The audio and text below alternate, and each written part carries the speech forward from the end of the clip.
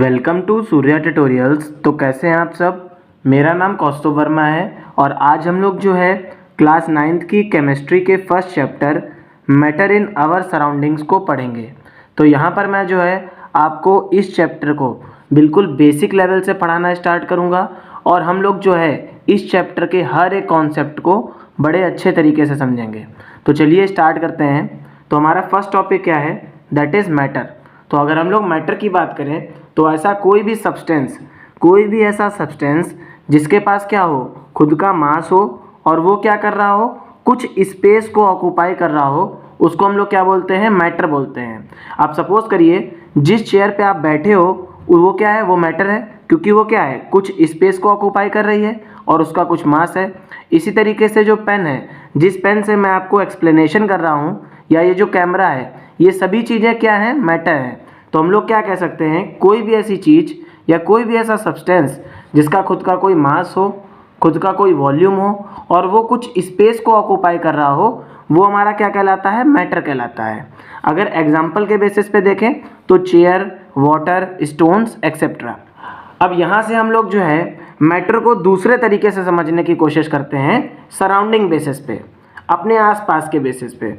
तो अगर हम लोग अपने आसपास देखें, अपने सराउंडिंग में देखें, तो हमको बहुत ही डिफरेंट वैराइटीज़ ऑफ थिंग्स मिल जाती हैं। आप अगर अपने घर से बाहर निकलोगे तो आपको डिफरेंट तरीके की बस मिलेगी, कार मिलेगी, ट्रेन मिलेगी और क्या कहते हैं, हाउसेस मिलेंगे। एनिमल्स आपके देखिए बहुत ही डिफरेंट तरीके के हैं। अब ये जो डिफरेंट वैराइटीज़ ऑफ थिंग्स हैं, इन सभी की जो है कुछ ना कुछ डिफरेंट शेप रही होगी, कुछ साइज़ रहा होगा और ये सभी किससे मिलके बने होंगे, कुछ मटेरियल से मिलके बने हुए होंगे। अब जैसे ये पेन है, अगर ये पेन बना है तो ये कोई ना कोई मटेरियल से मिलके बना है, जिसको हम लोग क्या बोल रहे हैं, प्लास्टिक। ठीक है, तो यहाँ से हम लोग क्या कह सकते हैं कि जो भी हमारे सराउंडिंग्स में थिंग्स प्रेजेंट हैं या जो भी मटेरियल प्रेजेंट है, वो सभी किससे मिलके बना हुआ है, पार्टिकल से मिलके बना हुआ है। और इन पार्टिकल्स में क्या आते हैं, एटम और मॉलिक्यूल्स आते हैं। तो साइंटिस्ट ने इनको क्या नेम दिया, साइंटिस्ट कॉल्ड देम मैटर। तो यहाँ से आप लोग जो है मैटर को सराउंडिंग बेसिस पे भी डिफाइन कर सकते हैं कि अगर हमारे आसपास जो different variety of things present हैं, जिनकी कुछ डिफरेंट शेप है, साइज है और वो कुछ मटेरियल से मिलके बने हैं, तो साइंटिस्ट ने उनको क्या बोल दिया, मैटर बोल दिया। तो यहाँ से बेसिकली आप लोगों को ये समझ में आ गया कि आखिर मैटर क्या होता है। अब हम लोग ये समझते हैं कि किस तरीके से एंशिएंट टाइम पीरियड में इंडियन फिलोसफर्स और आपके ग्रीक फिलोसफर्स ने जो है मैटर की क्लासिफिकेशन करी। तो अगर हम लोग इंडियन फिलोसफर्स की बात करें तो इंडियन फिलोसफर्स ने जो है मैटर को जो है 5 बेसिक कंपोनेंट्स की फॉर्म में क्लासिफाई किया था, जिसको इन्होंने क्या बोला था, पंच तत्व बोला था। तो यहाँ से अगर हम लोग इसको हिंदी में देखें तो इंडियन फिलोसफर्स ने क्या बोला कि अगर कोई भी हमारा मैटर है तो उसके पास कुछ बेसिक कंपोनेंट तो होंगे, और वो क्या थे, वायु था, जल था, आकाश था, अग्नि था और पृथ्वी था। इसी को अगर हम लोग देखें तो क्या बोला इन्होंने, air, water, sky, fire and earth. तो ये सारे कंपोनेंट्स होना मस्ट है एक मैटर के अंदर। तो अगर कोई भी सब्सटेंस मैटर है तो उसके अंदर ये बेसिक 5 कंपोनेंट्स प्रेजेंट होना कंपलसरी है। इसी तरीके से अगर हम लोग एंशिएंट टाइम पीरियड की बात करें तो ग्रीक फिलोसफर्स ने भी मैटर को अपनी तरीके से एक्सप्लेन किया था। तो यहाँ से हम लोग क्या कह सकते हैं कि एंशिएंट टाइम पीरियड में भी हम लोगों ने मैटर की क्लासिफिकेशन को देखा था और बेसिक लेवल पे जो था अलग अलग तरीके से मैटर का क्लासिफिकेशन था। तो यहाँ से अब हम लोग ये समझते हैं कि how can we identify matter, किस तरीके से हम लोग जो है मैटर को आइडेंटिफाई कर सकते हैं। तो सबसे पहले मैं आप लोगों को ये बता दूं कि आप लोगों को बिल्कुल भी घबराने की ज़रूरत नहीं है। हम लोग बड़े आसानी से इस चैप्टर को कंप्लीट करेंगे और बहुत ही ईजी तरीके से मैं आपको जो है इस चैप्टर को समझाऊंगा। बीच में हम लोग जो है मस्ती मजाक भी करेंगे, आप लोगों को टेंशन नहीं लेनी है। टॉपिक सारे मैंने कवर अप किए हैं, सारे डाउट्स आपके क्लियर हो जाएंगे। तो अगर हम लोग बात करें कि किस तरीके से हम लोग जो है मैटर को आइडेंटिफाई कर सकते हैं, तो इसमें सबसे पहला पॉइंट आप लोग क्या लिखेंगे कि जितने भी एब्स्ट्रैक्ट नाउन होती हैं हमारी, वो सारी मैटर नहीं होती हैं। अब आप लोगों के माइंड में क्वेश्चन ये आ रहा होगा कि सर एब्स्ट्रैक्ट नाउन्स क्या होती हैं। तो एब्स्ट्रैक्ट नाउन्स ऐसी कोई भी चीज़ जिसमें हम लोग किसके बारे में बात करते हैं, इमोशंस के बारे में बात करते हैं एंड फीलिंग से रिलेटेड बात करते हैं। ठीक है, तो वो सारी चीज़ें जिसमें हम लोग इमोशंस और फीलिंग और थॉट से रिलेटेड बात करते हैं, वो सारे मैटर नहीं होते हैं। अगर हम लोग इसको एक एग्जाम्पल के तौर पे सोचें, जैसे कि आपकी हैप्पीनेस हो गई, आज आप बहुत खुश हैं, तो ये कोई मैटर नहीं है। सैड ये कोई मैटर नहीं है। थॉट्स ये कोई भी मैटर नहीं है। लव ये मैटर नहीं है। तो ऐसी कोई भी चीज़ जो एब्स्ट्रैक्ट नाउन में आती है वो हमारी क्या होती है, वो मैटर नहीं होती है। और एब्स्ट्रैक्ट नाउन क्या होता है ये मैंने आपको बता दिया। ऐसी कोई भी चीज़ जिसको सिर्फ हम लोग महसूस कर सकें, फील कर सकें, वो हमारी एब्स्ट्रैक्ट नाउन होती है। तो आप लोगों को अब ये समझ में आ गया कि कौन कौन सी चीज़ें हमारी मैटर में कंसीडर नहीं करी जाएंगी। लेकिन अब मैं आपको ये बताऊंगा कि कौन कौन सी चीज़ें मैटर होंगी। तो सबसे पहला इसमें पॉइंट ये होगा कि ऐसी कोई भी चीज़, ऐसा कोई भी सब्सटेंस जिसको हम लोग टेस्ट कर सकते हो, तो वो हमारे किस में आ जाएगा, मैटर में आ जाएगा। अब टेस्ट हम लोग किसको करेंगे, बेसिकली आप लोग टेस्ट उसी को तो करेंगे जिसका कुछ एक मास रहा होगा, कोई एक शेप रही होगी, तभी तो आप उसको टेस्ट करके देखोगे। तो कोई भी ऐसा सब्सटेंस जिसका कोई टेस्ट रहा होगा, तो वो हम लोग क्या कंसिडर करेंगे, उसको मैटर कंसिडर करेंगे। इसी तरीके से अगर हम लोग टच की बात करें, कोई भी ऐसी क्वांटिटी या कोई भी ऐसा सब्सटेंस जिसको हम लोग टच कर सकते हैं, सपोज करिए पेन है, इसको मैं क्या कर रहा हूँ, टच कर रहा हूँ, तो अगर मैं इसको टच कर ले रहा हूँ तो वो क्या है, वो मैटर है। तो कोई भी सब्सटेंस जिसको आप लोग टच कर ले रहे हैं, वो सारी चीज़ें हमारे किस में आ जाएंगी, मैटर में आ जाएंगी। अब थर्ड पॉइंट हमारा क्या होगा, ऐसी कोई भी चीज़ या ऐसा कोई भी सब्सटेंस जिसको हम लोग देख सकते हैं, which we can see easily, कोई भी ऐसा सब्सटेंस जिसको हम बड़े आसानी से देख सकते हैं, वो भी हमारा किस में आ जाएगा, मैटर में आ जाएगा। और लास्ट पॉइंट में हम लोग क्या बोलेंगे कि ऐसा कोई भी सब्सटेंस जिसकी खुद की कोई स्मेल हो, वो हमारा क्या कहलाएगा, मैटर कहलाएगा। अब जैसे कि परफ्यूम की कोई स्मेल होती है, जैसे आप डालते हो क्या होता है, इसकी स्मेल होती है, तो ये हमारा क्या है, मैटर है, ठीक है। इसी तरीके से फूड, अगर आप फूड एक कोने पे रख दो, गरम गरम फूड, तो उसकी स्मेल कहाँ पे आती है, चारों तरफ फैलती है। तो फूड क्या है, बेसिकली फूड मैटर है, तभी तो उसके अंदर से स्मेल निकल रही है। तो ये आप लोगों को अब समझ में आ गया कि कौन कौन सी चीज़ें मैटर हैं और कौन कौन सी चीज़ें मैटर नहीं हैं। यहाँ से अक्सर आपके जो टीचर्स होते हैं 1 मार्क्स का क्वेश्चन पूछ लेते हैं कि हमको ये बता दो कि जो स्मेल ऑफ परफ्यूम है ये मैटर है कि नहीं है। तो परफ्यूम की स्मेल क्या होगी, मैटर होगी, बिल्कुल मैटर होगी। तो यहाँ से हम लोग क्या समझ गए कि कौन कौन सी चीज़ें मैटर होती हैं और कौन कौन सी चीज़ें मैटर नहीं होती हैं। अब मैं आपको कुछ यूनिट्स के बारे में समझाना चाहता हूँ कि मैंने आपको जब अभी मैटर पढ़ाया तो वहाँ पे 2 चीज़ों के बारे में बताया कि कोई भी सब्सटेंस मैटर कब होगा, जब उसका खुद का कुछ मास रहा होगा और उसकी खुद की कुछ वॉल्यूम रही होगी। तो अगर हम लोग इस पूरे चैप्टर में बात करें कि हम लोग किस तरीके से इस मास और इस वॉल्यूम को मेज़र करेंगे, तो हमारी जो मेज़रमेंट यूनिट होगी मास की, वो हमेशा क्या रहेगी, किलोग्राम रहेगी। और किलोग्राम क्या है, ये एसआई यूनिट है मास की। अब ये बेसिकली क्या है, सिस्टम है हमारी यूनिट को रिप्रेजेंट करने का।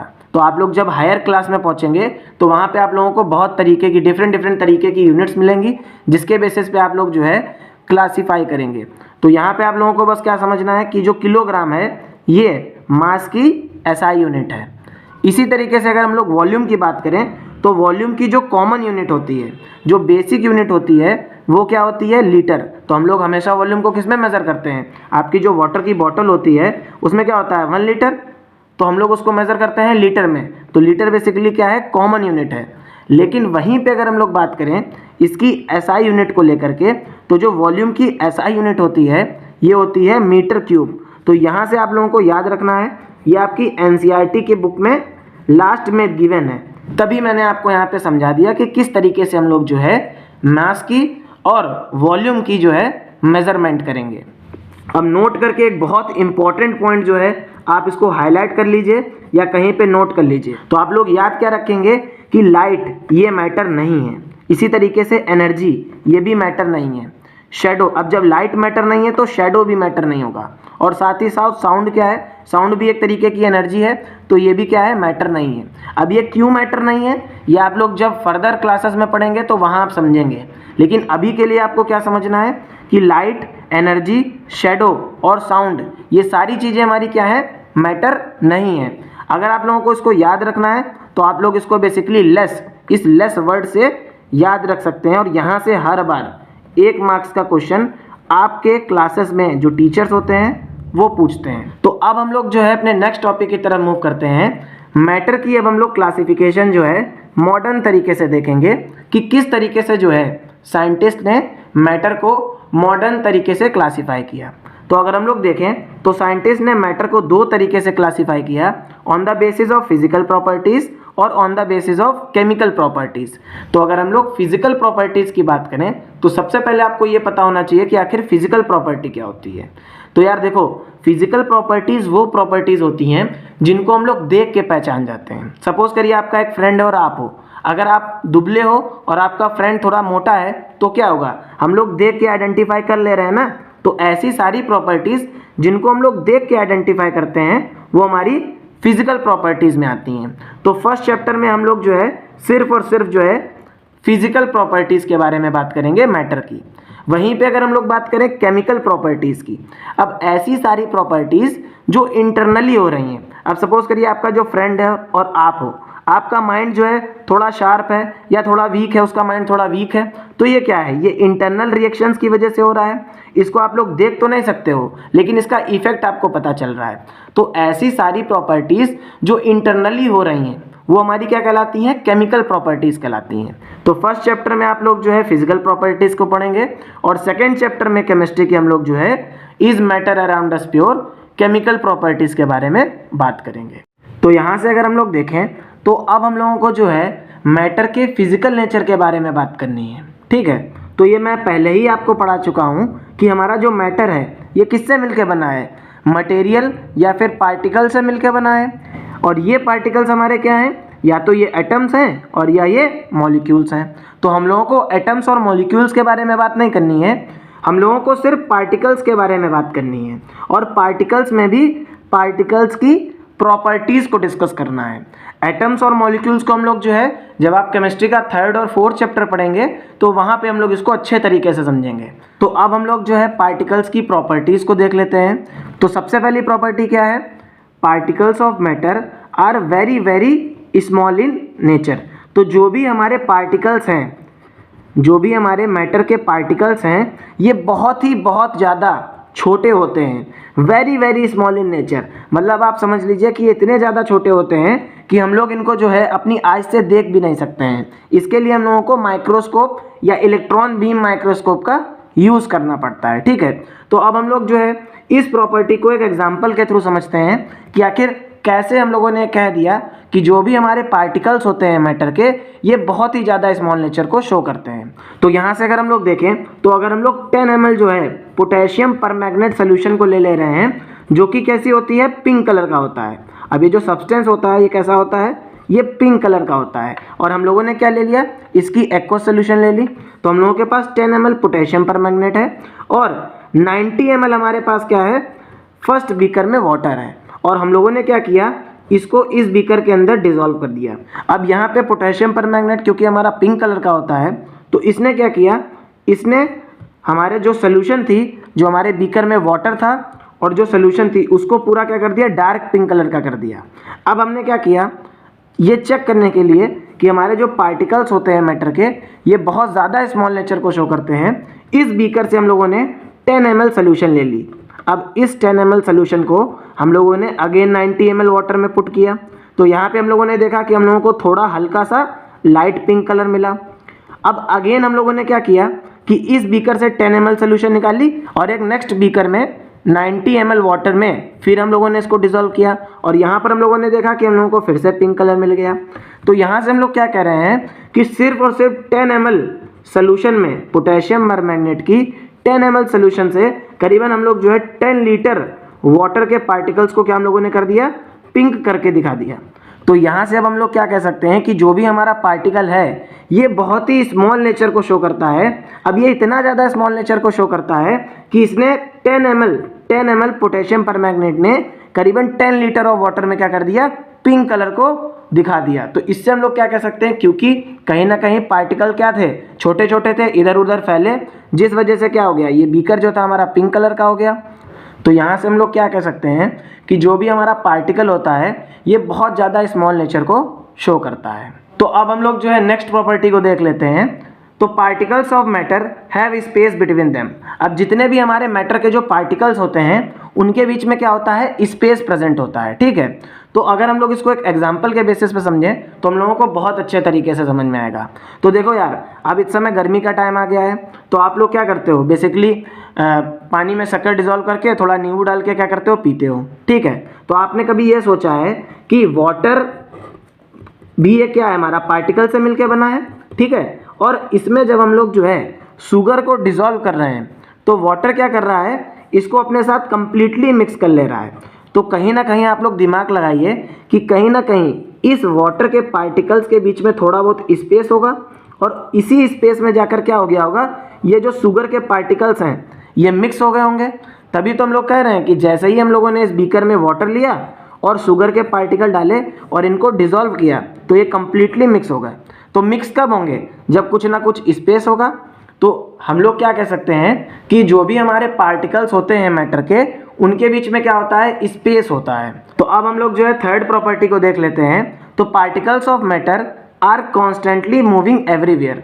तो जो भी हमारे मैटर के पार्टिकल्स होते हैं ये क्या करते हैं, ये continuously to and fro move करते रहते हैं। ठीक है, तो इसको भी हम लोग जो है प्रैक्टिकल एग्जांपल के तौर पे समझते हैं। अब सुबह सुबह मम्मी क्या करती हैं, पूजा करती हैं, और जब वो पूजा करती हैं तो क्या करती हैं, धूपबत्ती या अगरबत्ती जलाती हैं। जैसे ही वो अगरबत्ती को जलाती हैं, पूरे की पूरी जो उसकी फ्रेग्रेंस होती है वो क्या होती है, पूरे घर में फैल जाती है। इसी तरीके से यार जब पड़ोस के घर में पनीर बनती है तो पनीर की जो स्मेल होती है, जो फ्रेग्रेंस होती है, वो आपके घर तक आ जाती है। अब ये ऐसा क्यों हो रहा है, ऐसा इसी वजह से हो रहा है कि जो खाने के पार्टिकल्स हैं या जो भी मैटर के पार्टिकल्स हैं ये कंटिन्यूसली क्या कर रहे हैं, एक दूसरे के साथ मूव कर रहे हैं। और इसी मोशन की वजह से क्या हो रहा है कि आप जो है उस फ्रेग्रेंस को जो है चारों तरफ स्मेल कर पा रहे हो। तो अब हम लोग जो है पार्टिकल्स की नेक्स्ट प्रॉपर्टी समझने से पहले सबसे पहले हम लोग ये समझ लेते हैं कि ब्राउनियन मोशन क्या होता है और डिफ्यूजन क्या होता है। तो देखो ब्राउनियन मोशन जो है 1827 में रॉबर्ट ब्राउन ने क्या किया, इन्होंने एक एक्सपेरिमेंट किया, और ये एक्सपेरिमेंट इन्होंने इस बेसिस पे किया कि ये पता लगाना चाहते थे कि क्या पार्टिकल्स जो होते हैं, जो भी हमारे पार्टिकल्स होते हैं उनमें मोशन होता है, क्या वो कंटिन्यूसली मूव करते हैं। तो इन्होंने क्या किया, इन्होंने पोलन ग्रेन को, अब पोलन ग्रेन क्या होता है, ये बेसिकली मेल पार्ट होता है। ठीक है, ये मेल पार्ट होता है हमारे फ्लावर का। तो आपको इसके बारे में नहीं समझना है कि पोलन ग्रेन क्या होता है, आप बस ये समझिए कि पोलन ग्रेन क्या है, बेसिकली एक पार्टिकल है। ठीक है, और ये भी बहुत स्मॉल पार्टिकल है। ठीक, अब रॉबर्ट ब्राउन ने क्या किया, इन्होंने एक बीकर लिया जिसमें वाटर था, और ये पोलन ग्रेन को इन्होंने इसके अंदर डाला, और जैसे ही इन्होंने इस बीकर में पोलन ग्रेन डाला तो इन्होंने इलेक्ट्रॉन माइक्रोस्कोप से क्या ऑब्जर्व किया कि ये जो पार्टिकल था, ये जो पोलन ग्रेन था, ये कंटिन्यूअसली जिगजैग मोशन को शो करने लगा। ठीक है, तो वहाँ से क्या हुआ, ब्राउनियन मोशन का कॉन्सेप्ट निकल के आया। इसी तरीके से अगर हम लोग एक दूसरे एग्जांपल से इसको समझने की कोशिश करें तो आपके घर में जब विंडो से सनलाइट आती है तो आप लोग वहाँ पे क्या देखते हैं, बहुत सारे जो डस्ट पार्टिकल्स हैं, छोटे छोटे डस्ट पार्टिकल्स जो हैं कंटिन्यूअसली इधर उधर मूव करते रहते हैं। तो ब्राउनियन मोशन क्या बताता है, बेसिकली ये क्या बताता है, the zigzag movement of visible particles caused by invisible small particles called Brownian motion. तो हमारा जो पार्टिकल है, जो विजिबल पार्टिकल है, उसका जिगजैग मूवमेंट किसकी वजह से हो रहा है, इनविजिबल स्मॉल पार्टिकल्स की वजह से होना ब्राउनियन मोशन कहलाता है। जैसे हम लोगों ने अभी समझा कि जो वाटर था और ये जो पोलन ग्रेन था, अब वाटर के पार्टिकल्स क्या हैं, बेसिकली ये इनविजिबल हैं, हम लोग इनको जो है बिना इलेक्ट्रॉन स्कोप माइक्रोस्कोप के नहीं देख सकते हैं। लेकिन वहीं पे अगर हम लोग पोलन ग्रेन की बात करें तो इस पोलन ग्रेन को हम लोग जो है देख सकते हैं। तो ये इनविजिबल पार्टिकल की वजह से क्या हो रहा है, इस विजिबल पार्टिकल में मोशन हो रहा है, और किस तरीके का मोशन हो रहा है, जिगजैग मोशन हो रहा है। इसी मोशन को हम लोग क्या बोलते हैं, ब्राउनियन मोशन बोलते हैं। और ये आपके एग्जाम्स के पॉइंट ऑफ व्यू से बहुत ज़्यादा इंपॉर्टेंट है। तो आप लोग इसकी डेफिनेशन क्या लिखेंगे, the zigzag movement of visible particles caused by invisible small particles in a liquid और gas is called Brownian motion. अब ये जो लिक्विड और गैस है ये भी मैं आपको अभी समझाऊंगा कि लिक्विड और गैस में मैंने ऐसा क्यों बोला है। अब यहाँ से देखो मैंने क्वेश्चन लिखा है, वाई पार्टिकल्स कंटिन्यूअसली मूविंग। तुम लोगों के दिमाग में भी एक सवाल आ रहा होगा कि आखिर यार ये पार्टिकल्स जो हैं कंटिन्यूअसली मूव क्यों कर रहे हैं, इनको क्या जरूरत पड़ गई जो ये कंटिन्यूअसली मूव कर रहे हैं। ठीक है, तो देखो जितने भी पार्टिकल्स हैं, अब जैसे आप हो, आप भी पार्टिकल से मिलके बने हो, तो आपकी बॉडी में भी क्या होता है, मूवमेंट होता रहता है। आपके पास कुछ ना कुछ एनर्जी है तो उसमें कुछ ना कुछ मोशन होता है। इसी तरीके से जो पार्टिकल्स होते हैं ये भी अपने पास क्या रखते हैं, काइनेटिक एनर्जी को रखते हैं, ठीक है। और जब ये अपने पास काइनेटिक एनर्जी को रखते हैं तो ये कंटिन्यूअसली मूव करते रहते हैं। तो यहाँ से आप लोग पहले ये समझ लीजिए कि आखिर काइनेटिक एनर्जी क्या होती है। तो काइनेटिक एनर्जी बेसिकली वो एनर्जी की फॉर्म है जो मोशन की वजह से होती है। अब देखो यार, तुम लोग जो है अभी पढ़ रहे हो, तो पढ़ते टाइम तुम लोग इधर हिलोगे उधर हिलोगे, कुछ खाओगे कुछ पियोगे, कहीं बाहर जाओगे, ठीक है। तो ऐसा क्यों हो रहा है? ऐसा इसी वजह से तो हो रहा है कि तुम कुछ मोशन कर रहे हो।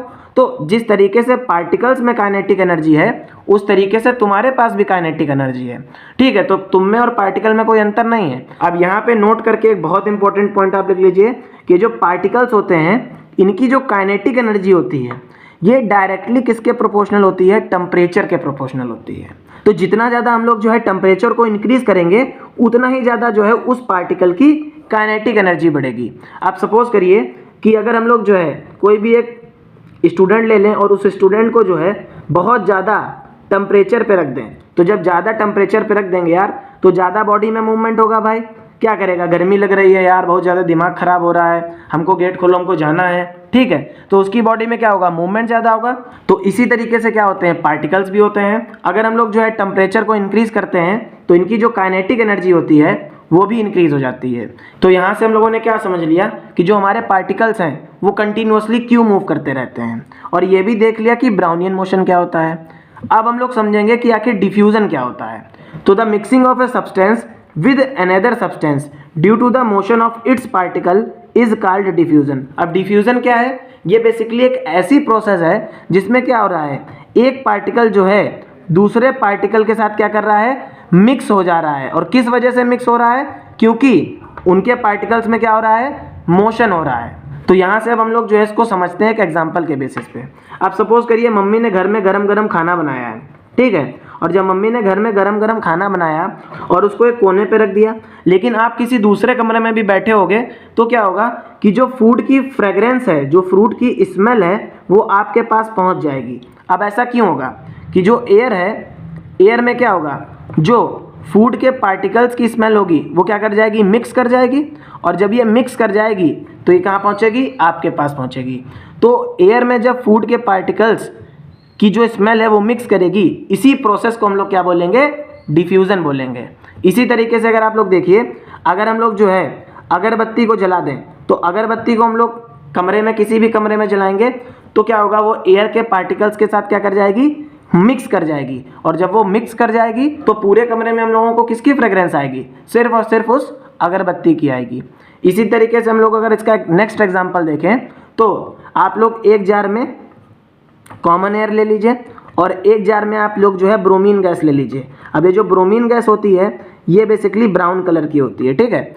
अब इस जार को आप लोग जो है किसी भी तरीके से ब्लॉक कर दीजिए, ठीक है। अब जैसे ही आप ये जार को हटाएंगे और इन दोनों जार को एक साथ मिक्स कर देंगे कुछ इस तरीके से, तो जो एयर होगी वो पूरी किस में कन्वर्ट हो जाएगी? ब्रोमीन गैस के पार्टिकल्स के साथ डिसॉल्व हो जाएगी। और क्या हो जाएगा? पूरा जो जार है इसका कलर कैसा हो जाएगा? ब्राउन कलर का हो जाएगा। तो यहाँ से हम लोग क्या कह सकते हैं कि कोई भी एक सब्सटेंस के पार्टिकल्स का किसी दूसरे सब्सटेंस के पार्टिकल्स के साथ मिक्स होना क्या कहलाता है? डिफ्यूज़न कहलाता है। और ये जो डिफ्यूज़न है ये टेम्परेचर के डायरेक्टली प्रोपोर्शनल होता है। अब जितना ज़्यादा पार्टिकल जो है मूव करेगा, जितना ज़्यादा उसकी काइनेटिक एनर्जी होगी, उतना ही ज़्यादा क्या होगा? वो डिफ्यूज़न करेगा। तो अगर हम लोग डिफ्यूज़न के एग्जाम्पल की बात करें तो smell of perfumes, hot food, अगरबत्ती, ये सारे हमारे क्या आ जाते हैं? डिफ्यूज़न के एग्जाम्पल होते हैं। और यहाँ से हर बार क्वेश्चन पूछा जाता है और ये डायरेक्टली आपके टीचर्स आपके एग्जाम्स में पूछते हैं। तो यहाँ से अब हम लोग जो है पार्टिकल्स की लास्ट प्रॉपर्टी को डिस्कस कर लेते हैं। तो जो भी हमारे मैटर के पार्टिकल्स होते हैं वो एक दूसरे को क्या करते हैं? अट्रैक्ट करते हैं। तो हम लोगों को ये अच्छी तरीके से पता है कि हमारा जो मैटर होता है ये मिलियंस ऑफ पार्टिकल से मिलके बना हुआ होता है। ये मैंने आपको पहले ही बताया था। तो अगर हम लोग देखें तो ये जो छोटे छोटे पार्टिकल्स होंगे, अब ये क्या करेंगे? एक दूसरे के ऊपर क्या करेंगे? अट्रैक्शनल फोर्स को लगाएंगे। और ये अट्रैक्शनल फोर्स का काम क्या होगा? ये जो हमारे पार्टिकल्स होंगे उनको साथ में बांध करके रखेगी, तभी तो हम लोगों को मैटर मिलेगा। क्योंकि मैटर क्या है? ये ग्रुप ऑफ पार्टिकल है। तो बेसिकली हम लोग क्या कह सकते हैं कि जो भी हमारे पार्टिकल्स हैं मैटर के, वो एक दूसरे के ऊपर अट्रैक्शनल फोर्स लगाते हैं, जिसकी वजह से क्या होता है कि जो पार्टिकल हमारा है ये एक दूसरे के साथ क्या रहता है? अट्रैक्ट रहता है। और अगर ये जो फोर्स ऑफ अट्रैक्शन है, ये फोर्स ऑफ अट्रैक्शन अगर सेम तरीके के पार्टिकल्स पे वर्क कर रही है, अगर force of attraction same particles पर लग रही है, तो उस फोर्स ऑफ अट्रैक्शन को हम लोग क्या बोलते हैं? कोहेसन बोलते हैं। ठीक है, तो इस बात को आप लोग याद रखिएगा। अब हम लोगों का नेक्स्ट टॉपिक क्या है? That is rigid and fluid. तो हम लोग सबसे पहले ये समझेंगे कि रिजिड क्या होता है और फिर हम लोग समझेंगे कि फ्लूइड क्या होता है। तो रिजिड का मतलब क्या होता है? ठोस। तो rigid means anything which is unbending और इनफ्लेक्सिबल। तो कोई भी ऐसा सब्सटेंस जो हमारा अनबेंडिंग है, अब जैसे ये पेन है, इसको हम लोग बेंड नहीं कर सकते हैं, ये बेंड नहीं हो सकता है, तो ये क्या है? ये रिजिड है। इसी तरीके से जैसे कि ब्रिक हो गया, अब घर में जो ब्रिक यूज़ होते हैं उस ब्रिक को हम लोग क्या कर सकते हैं? उसको हम लोग बेंड नहीं कर सकते। आयरन रॉड हो गई, इसको हम लोग बेंड नहीं कर सकते। तो ऐसी कोई भी चीज़ जिसको हम लोग बेंड नहीं कर सकते हैं वो हमारी क्या कहलाती है? रिजिड कहलाती है। या फिर वो क्या हो? इनफ्लेक्सिबल हो। ठीक है, तो उसको हम लोग क्या बोलते हैं? रिजिड बोलते हैं। लेकिन वहीं पे अगर हम लोग बात करें फ्लूइड की, तो ऐसा कोई भी सब्सटेंस जो बड़े आसानी से फ्लो हो जाए वो हमारा किस में आ जाता है? फ्लूइड में आ जाता है। अब फ्लूइड में क्या क्या आता है? जैसे कि वाटर आ गया आपका। ठीक है, तो वाटर हमारा क्या है? फ्लूइड है। इसी तरीके से जो आपका कैरोसिन ऑयल क्या है? ये भी फ्लूइड है। तो यहाँ से अब हम लोग जो है बहुत इंपॉर्टेंट टॉपिक को कवर अप करने जा रहे हैं, that is physical states of matter. तो यहाँ पर हम लोग ये समझेंगे कि जो हमारा मैटर होता है ये बेसिकली कितनी फॉर्म्स में ये अर्थ में या हमारे नेचर में एग्जिस्ट करता है।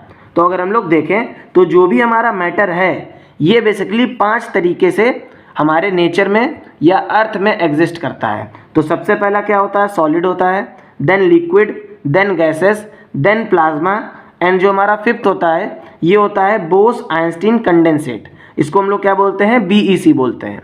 तो हम लोग एक एक करके समझेंगे कि सॉलिड्स क्या होते हैं, लिक्विड्स क्या होते हैं, गैसेस क्या होते हैं, प्लाज्मा क्या होता है और बोस आइंस्टीन कंडेंसेट क्या होता है।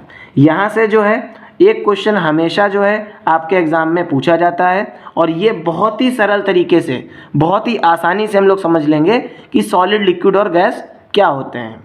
तो अगर हम लोग सॉलिड्स की बात करें तो सॉलिड्स में मैंने कुछ इस तरीके का आपको फिगर बनाया है जिसमें एक रेक्टेंगुलर बॉक्स है और यहाँ पे बहुत सारे जो हैं सर्कल्स हैं। तो बेसिकली ये जो सर्कल्स हैं ये हमें क्या दिखा रहे हैं? पार्टिकल्स को बता रहे हैं। तो अगर हम लोग देखें तो जो भी हमारे सॉलिड सब्सटेंस होते हैं, जितने भी हमारे सॉलिड सब्सटेंस होते हैं, वहाँ पे जो नंबर ऑफ पार्टिकल्स होते हैं ये ज़्यादा होते हैं as compared two liquids and gases. अब जितने ज़्यादा नंबर ऑफ पार्टिकल्स होंगे, और हम लोग ये पढ़ चुके हैं कि पार्टिकल्स क्या करते हैं? एक दूसरे के ऊपर अट्रैक्शनल फोर्स लगाते हैं। तो जितने ज़्यादा नंबर ऑफ पार्टिकल्स होंगे उतनी ही ज़्यादा क्या होगी? अट्रैक्शनल फोर्स होगी। तो यहाँ से हम लोगों ने क्या देखा कि जो भी हमारे सॉलिड्स होंगे वहाँ पे उनके पास जो है नंबर ऑफ पार्टिकल्स ज़्यादा होंगे और जो अट्रैक्शनल फोर्स है वो ज़्यादा होगी। ठीक है, तो यहाँ पे फर्स्ट प्रॉपर्टी क्या होती है कि solids have a fixed shape. अब यहाँ पे आप लोग देखिए कि जो सॉलिड सब्सटेंस है इसकी क्या है? एक फिक्स्ड शेप है, एक फिक्स्ड साइज है और क्या है? एक डेफिनिट वॉल्यूम है। तो जो भी सॉलिड सब्सटेंस होगा उसका कोई ना कोई एक फिक्स्ड शेप होगा। जैसे अब ये सॉलिड सब्सटेंस है तो इस सॉलिड सब्सटेंस का क्या होगा? एक फिक्स्ड शेप है, इसकी एक फिक्स्ड शेप है। अब क्या है? दूसरी पॉइंट क्या हो जाएगी? जो है इसका साइज जो है डेफिनिट है और जो इसका वॉल्यूम होगा ये भी कैसा होगा? ये भी फिक्स होगा। ठीक है, अब सेकेंड पॉइंट हमारा क्या आ जाएगा कि सॉलिड्स आर रिजिड। अब जितने भी सॉलिड्स होते हैं ये बेसिकली क्या होते हैं? ठोस होते हैं। अब जैसे मैंने आपको एक एग्जांपल दिया था पेन का, अभी मैंने आपको बताया कि रिजिड क्या होते हैं? जिनको हम लोग बेंड ना कर सकें और जो फ्लो ना हो। तो क्या है? अब इस पेन को हम लोग क्या कहते हैं? बेंड कर सकते हैं। तो सॉलिड्स भी क्या होते हैं? रिजिड होते हैं। इनको हम लोग जो है आसानी से जो है तोड़ नहीं सकते हैं और ये इनफ्लेक्सिबल होते हैं। इसी तरीके से अगर हम लोग देखें, they can not be compressed easily. अब जितने भी सॉलिड सब्सटेंस होंगे उनको हम लोग जो है आसानी से दबा नहीं सकते हैं। अब इसको आप लोग देखिए, इसको आप लोग जब दबाएंगे तो हम लोग इसको आसानी से दबा नहीं सकते हैं। जितना भी आप लोग प्रेशर लगाइए ये दबेगा नहीं। तो हम लोग क्या कह सकते हैं कि जो भी हमारे सॉलिड सब्सटेंस होते हैं ये आसानी से कंप्रेस नहीं किए जा सकते हैं। ठीक है, अब हमारा नेक्स्ट पॉइंट क्या होगा कि solids have generally high density, कि जितने भी सॉलिड सब्सटेंस होते हैं इनकी जो डेंसिटी होती है ये बहुत ज़्यादा होती है। अब ऐसा क्यों होता है? अब देखिए, डेंस का मतलब क्या होता है? घना। डेंस का मतलब क्या होता है? पास पास। तो मैंने अभी आपको क्या बताया कि जो भी हमारे पार्टिकल्स होते हैं सॉलिड्स में ये बहुत ज़्यादा होते हैं। अब जितने ज़्यादा नंबर ऑफ पार्टिकल्स होंगे उतना ज़्यादा क्या होगा, फोर्स ऑफ अट्रैक्शन होगा, और उतनी कम क्या होगी, जगह होगी। मीन्स ये ज़्यादा डेंस होंगे। अब ये जब ज़्यादा डेंस होंगे तो सॉलिड्स की जो डेंसिटी होती है ये भी क्या होती है, ज़्यादा होती है, क्योंकि यहाँ पे जो नंबर ऑफ पार्टिकल्स होते हैं ज़्यादा होते हैं और जो एरिया होता है वो कम होता है। इसी तरीके से अगर हम लोग इसकी नेक्स्ट प्रॉपर्टी की बात करें तो सॉलिड्स हमारे ऐसे सब्सटेंस होते हैं, दे कैन नॉट फ्लो। हम लोग जो है सॉलिड्स को फ्लो नहीं कर सकते हैं। अगर हम लोग जो है लास्ट प्रॉपर्टी की बात करें तो in solids the force of attraction is high. तो मैंने आपको स्टार्टिंग में ही बताया था कि यहाँ पे जो नंबर ऑफ पार्टिकल्स होते हैं ये ज़्यादा होते हैं, और जितने ज़्यादा नंबर ऑफ पार्टिकल्स होंगे उतनी ही ज़्यादा क्या होगी, फोर्स ऑफ अट्रैक्शन होगी। और एक पॉइंट को आप लोग ये समझ लीजिए कि ये जो फोर्स ऑफ अट्रैक्शन है ये किनके बीच में लग रही है, ये इनके पार्टिकल्स के बीच में लग रही है। अब जब ये फोर्स ऑफ अट्रैक्शन इनके पार्टिकल्स के बीच में लग रही है तो उस फोर्स को हम लोग क्या बोलते हैं, इंटरमॉलिक्यूलर फोर्स ऑफ अट्रैक्शन। क्या बोलते हैं, इंटरमॉलिक्यूलर फोर्स ऑफ अट्रैक्शन, क्योंकि ये जो है पार्टिकल्स के अंदर लग रही है। ठीक है, फोर्स ऑफ अट्रैक्शन, इसको आप लोग याद रखिएगा। तो यहाँ से हम लोगों ने क्या देख लिया कि सॉलिड्स हमारे कैसे सब्सटेंस होते हैं और इनकी जो है प्रॉपर्टीज़ क्या होती हैं, ये हमेशा पूछी जाती हैं। आप लोग जो है इसको अच्छे तरीके से समझ लीजिए और लिख के देख लीजिए। अगर आप लोग लिखेंगे तो आपके सारे डाउट्स क्लियर हो जाएंगे। अब हमारा नेक्स्ट टॉपिक क्या है, दैट इज़ लिक्विड्स। अब लिक्विड्स क्या होते हैं, तो यहाँ पे अगर आप लोग फिगर देखिए तो सबसे पहले आप लोग ये समझ लीजिएगा कि लिक्विड्स ऐसे सब्सटेंस होते हैं जो बड़े आसानी से फ्लो करते हैं। मीन्स वाटर, ठीक है, केरोसिन ऑयल, ठीक। तो हम लोग क्या कह सकते हैं कि लिक्विड्स की जर्नली खुद की कोई शेप नहीं होती है। ये जिस कंटेनर में हम लोग इनको फिल कर देंगे या जिस वेसल में हम लोग इनको डाल देंगे उसकी शेप ये क्या कर लेते हैं, ले लेते हैं। तो सबसे पहला पॉइंट आप लोगों के माइंड में ये आ गया कि जो भी लिक्विड्स होते हैं इनकी कोई खुद की शेप नहीं होती है, लेकिन हाँ इनकी जो वॉल्यूम होती है वो क्या होती है, फिक्स होती है। आप सपोज कर लीजिए ग्लास है, ठीक है, इस ग्लास में हमको पता है कि सिर्फ 100 ml ऑफ वाटर आ सकता है, ठीक है, 100 ml ऑफ वाटर आ सकता है।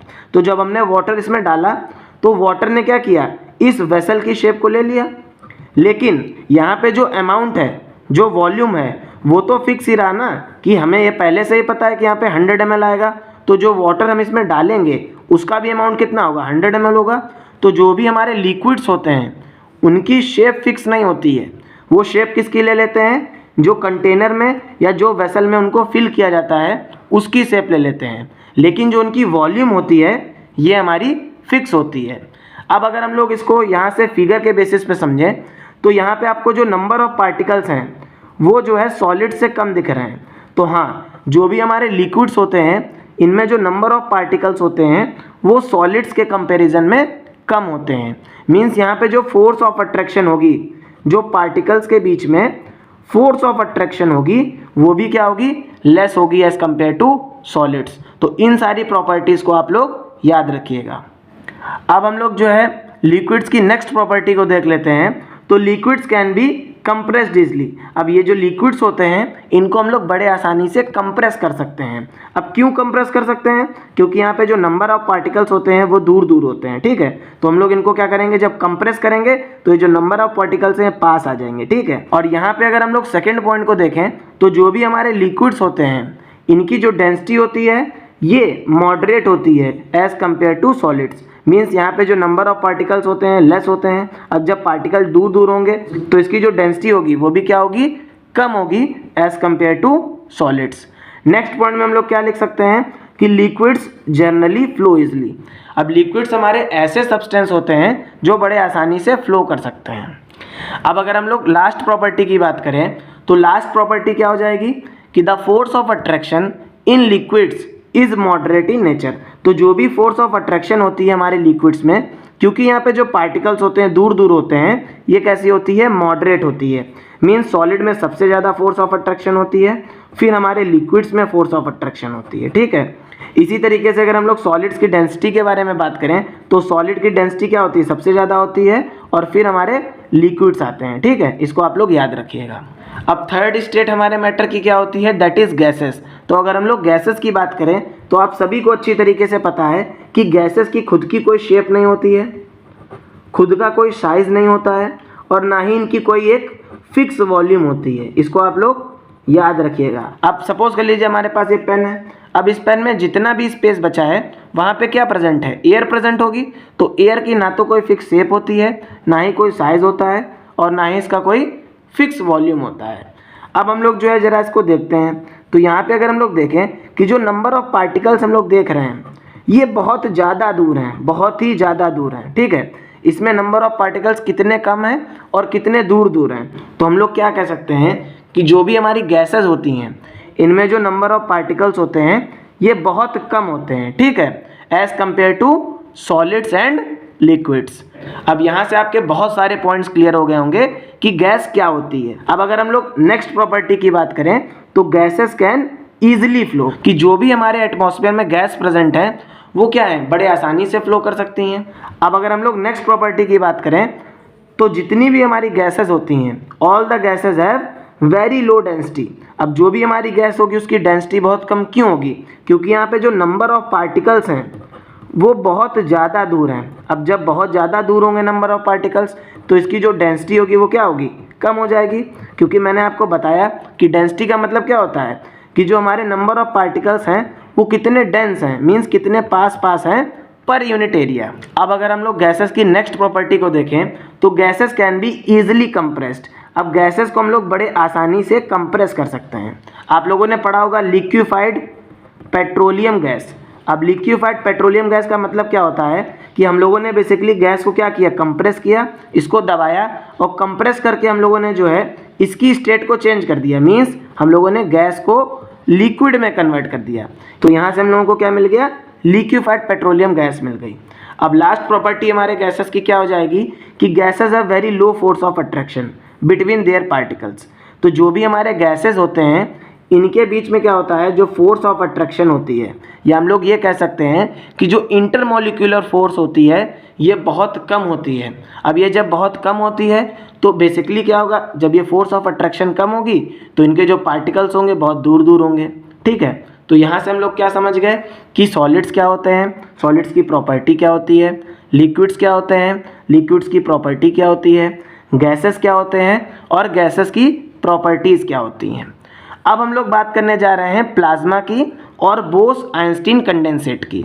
तो ये बेसिकली जो है आपके सिलेबस में बहुत ज़्यादा डिटेल में नहीं दिया गया है। आपको 2-4 लाइनें आपकी एनसीईआरटी की बुक में लास्ट में मिल जाएंगी, और अगर आप लोग जो है रिफ्रेशर पढ़ रहे हैं तो वहाँ पर भी आपको बहुत कम कंटेंट मिलेगा। तो अगर हम लोग प्लाज्मा की बात करें तो ये जो प्लाज्मा होता है ये बेसिकली फोर्थ स्टेट है हमारे मैटर की, ठीक है। और हम लोग इसको किस तरीके से डिफाइन करेंगे, तो it is a mixture of free electrons and ion. तो प्लाज्मा बेसिकली क्या है, प्लाज्मा जो है ये फ्री इलेक्ट्रॉन्स और आयंस का क्या है, मिक्सचर है, ठीक है। तो यहाँ से अब हम लोग जो है इसको और अच्छे से समझने की कोशिश करते हैं कि आखिर किस तरीके से जो है हम लोग जो है फोर्थ स्टेट ऑफ मैटर को पा सकते हैं या उसको हम लोग बना सकते हैं। तो when electricity passed through gases like neon and helium at very low pressure. अब ये क्या बोल रहे हैं कि हमारी जो इलेक्ट्रिसिटी है, ठीक है, अब ये इलेक्ट्रिसिटी अगर हम लोग जो है हीलियम और नियॉन लाइक गैसेस में क्या करा दें, इनको पास करा दें, ठीक है, और इस गैस को हम लोग क्या कर दें, एक जार में बंद कर दें जिसको हम लोग क्या बोलते हैं, टेस्ट ट्यूब बोलते हैं, ठीक है। इस टेस्ट ट्यूब में अगर हम लोग जो है हीलियम और नियॉन गैस को फिल कर दें और यहाँ से अगर हम लोग जो है इलेक्ट्रिसिटी को पास करा दें at a very low temperature, at a very low pressure, तब हम लोगों को क्या मिलता है, फ्री इलेक्ट्रॉन्स और आयंस का कॉम्बिनेशन मिलता है जिसको हम लोग क्या बोलते हैं, प्लाज्मा बोलते हैं, ठीक है। और ये प्लाज्मा जो है स्पेसिफिक कलर्स में क्या करता है, ग्लो करता है। अब नेक्स्ट पॉइंट में आप लोग क्या कह सकते हैं कि जो हमारे सन और स्टार्स होते हैं ये जो ग्लो करते हैं ये बेसिकली प्लाज्मा की वजह से ही ग्लो करते हैं, ठीक है। तो इसको हम लोगों को जो है बहुत डिटेल्ड में नहीं पढ़ना है, ये आपके सिलेबस में भी ज़्यादा नहीं है। आप लोग जब हायर क्लास में पढ़ेंगे एमएससी बीएससी वहाँ पे जो है प्लाज्मा के बारे में आप पढ़ेंगे। बीटेक में भी आपको प्लाज्मा के बारे में ज़्यादा नहीं पढ़ाया जाएगा। तो यहाँ से अब हम लोग जो है मैटर की फिफ्थ स्टेट के बारे में बात करेंगे, दैट इज़ बोस-आइंस्टीन कंडेंसेट। तो ये जो बोस-आइंस्टीन है ये बेसिकली दो साइंटिस्ट के नाम पे पड़ा है। बोस हमारा जो है सत्येंद्र नाथ बोस के नाम से आया। ये जो थे इंडियन फिजिस्ट थे और इन्होंने क्या किया, इन्होंने ही स्टार्टिंग करी थी, कैलकुलेशन करी थी fifth state of the matter को। इन्होंने क्या किया, कुछ कैलकुलेशंस करी और उसके बेसिस पे फिर इन्हीं की कैलकुलेशन के बेसिस पे आइंस्टीन ने क्या किया, इन्होंने प्रेडिक्ट किया एक न्यू स्टेट ऑफ मैटर को, जिसको इन्होंने क्या बोला, बोस आइंस्टीन कंडेंसेट। तो यहाँ पे जो बोस है ये बेसिकली सत्येंद्र नाथ बोस के बारे में है, और आइंस्टीन जो है ये एल्बर्ट आइंस्टीन है जिन्होंने लॉ ऑफ मोशन दिए थे। तो यहाँ से अब हम लोग ये समझ लेते हैं कि बोस आइंस्टीन कंडेंसेट जो स्टेट है हमारे मैटर की, इसको हम लोग किस तरीके से अचीव कर सकते हैं। So when we cooled a gas at extremely low density और 0 केल्विन टेम्परेचर, तो जब भी हम लोग जो है कोई भी गैस को एक्सट्रीमली लो डेंसिटी पर कूल करें, ठीक है, और 0 केल्विन टेम्परेचर उसको प्रोवाइड करें, तब हम लोगों को क्या मिल जाता है, Bose Einstein condensate state of matter को हम लोग क्या कर लेते हैं, अचीव कर लेते हैं। तो प्लाज्मा और ये जो BEC है, बोस आइंस्टीन कंडेंसेट, इसके बारे में हम लोगों को जो है 9th क्लास में ज़्यादा नहीं पढ़ना है।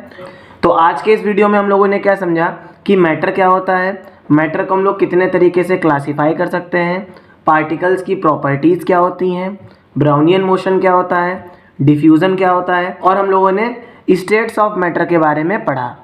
तो आप लोगों के लिए एक होमवर्क है मेरे पास कि आप लोगों को जो है right any 5 properties of solids, liquids और गैसेस। 5 प्रॉपर्टीज़ आपको टेबुलर फॉर्म में लिखना है, ये आपका होमवर्क है। तो आई होप आप लोगों को ये वीडियो अच्छा लगा होगा। अगर आप लोगों को ये वीडियो अच्छा लगा हो तो प्लीज़ चैनल को सब्सक्राइब करिएगा, वीडियो को खूब शेयर करिएगा अपने फ्रेंड्स के साथ, और आप लोग ऐसे ही अपना प्यार और सपोर्ट बनाए रहिए। डिस्क्रिप्शन में मैं अपने टेलीग्राम चैनल की लिंक, अपने वेबसाइट की लिंक और साथ ही साथ गूगल ड्राइव की लिंक डाल दूंगा, जहां से आप लोग जो है डायरेक्टली जो है इन लेक्चर्स की PDF को डायरेक्टली डाउनलोड कर सकते हैं। Thank you so much.